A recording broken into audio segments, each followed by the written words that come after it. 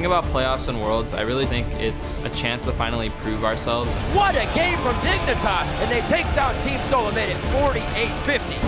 Playoffs is pretty much what we've been playing this entire season for. You really want to look strong leading up to this playoffs so you can get the Worlds. Oh my God!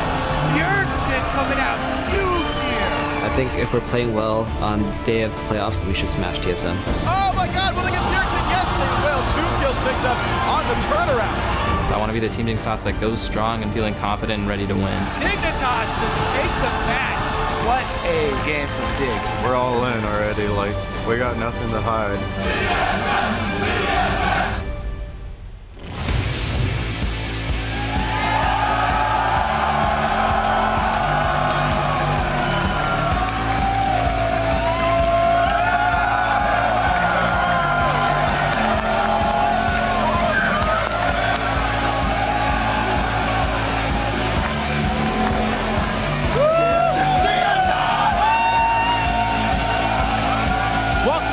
Day 1 of the North American LCS Summer Playoffs, coming to you live from our studios here in Los Angeles. Over the next 2 weeks, we'll be bringing you 7 playoff series to crown our 2014 Summer Split champions and determine which 3 teams will be heading to Asia to represent North America at the World Championships. And it all begins right here. Hey everyone, I'm Rivington Bislin III, alongside your friend and mine as always, Joshua Jalleesman. Man, it is so good to be back. I mean, the last week of the regular season brought a ton of shakeups, so I'm really looking forward to see what surprises us. It felt weird not being in the chairs for a few weeks. Let's pull up the bracket to quickly review and preview how the teams are lined up right now. Today, 3rd seed TSM takes on 6th seed Dignitas. They'll face off in our first quarterfinal showdown.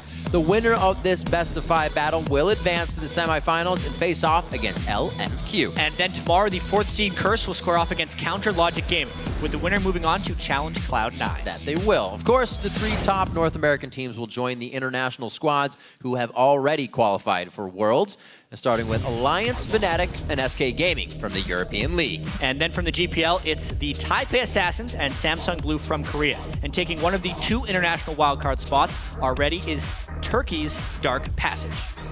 That's right. Make sure to head over to lolesports.com to get the full schedule rundown, as well as vote for who you think will win their matches. As always, you can also bone up on your international league knowledge as we gear up for the 2014 World Championships. And a quick program reminder, just to put more on your minds. Yeah. The LCS TV Roku channel has gone live, so now you can get all the VODs and esports action from the NA and EU LCS all the way through Worlds, beamed directly to your TV set, of course, if you have a Roku box. That's right. It's crazy because then your parents go on Facebook and you're like, my kids are on TV, and you're like, not really on TV.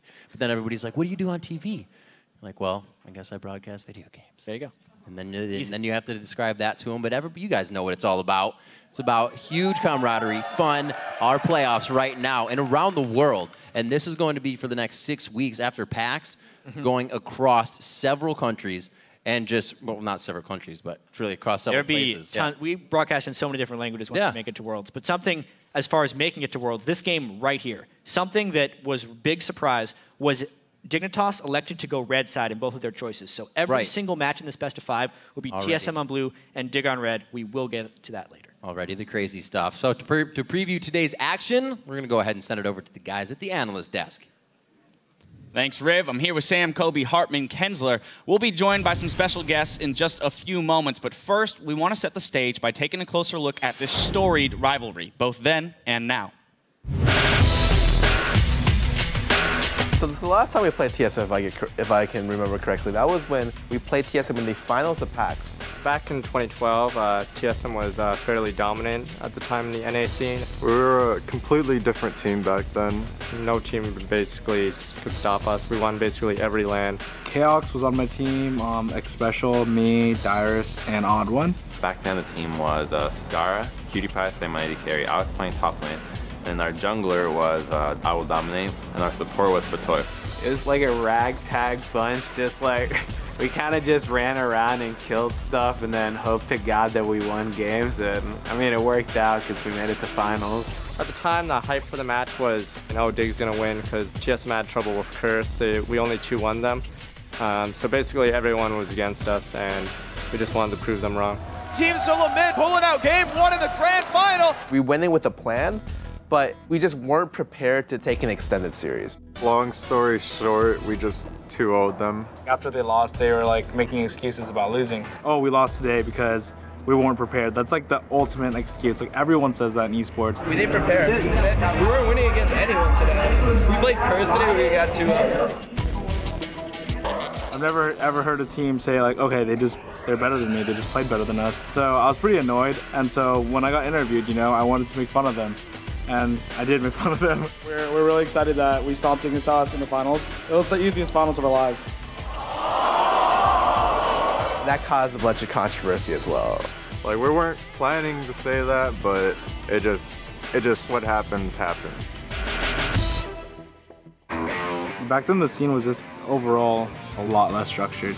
You know, we didn't have coaches, we didn't have analysts. Now League is so team-based that it's really hard for one man to carry. You have to work as a team, and if one person's slacking up, then you'll probably lose. I think me and Shifter joining Dignitas was a pretty big change, but I think the biggest thing was kind of like a different take on the game and a new like perspective. Like, we're gonna be even more serious. You get to see how important it is to be a team, how important it is to have teamwork and see the game as to know you're not just an individual. You're not gonna win it solo. You need to use your teammates and vice versa to be able to win. Our draft phase has definitely matured. Our players also have matured as well. And just the way we think about winning and the way we think about playing the game is much different. The biggest core that's changed is Reginald. When Reginald stepped out, Bjergsen became the new core. When I came in, I wasn't anywhere near Reggie's level of like shot calling. He was a big voice in the team. I kind of had to step up and be more of a leader in champion select before the game, shot caller in the games, trying to lead the team as much as I can. We're basically in a position where we have to make our own name, and now is basically the time for us to do so. I'm pretty excited to play against TSM, and I don't know how they've been doing, but I feel like we've improved vastly from last time we played. I'm like itching to play right now because I don't want to wait, and like that match is pretty big. It's like who goes to the semifinals. Everyone on the team is confident that we can win and go to Worlds. I'm confident we can win and go to Worlds. Right now, we've really come to terms with what we have to do, how the game should be played. We also have to prove that we're worthy of the TSM brand. Right now, the most important thing is winning, and I'm gonna want to do whatever it takes to make it there. I don't want to be disappointed with what I could have done more, how I could have played better. I just want to go into it and be like, I did everything I can for this moment.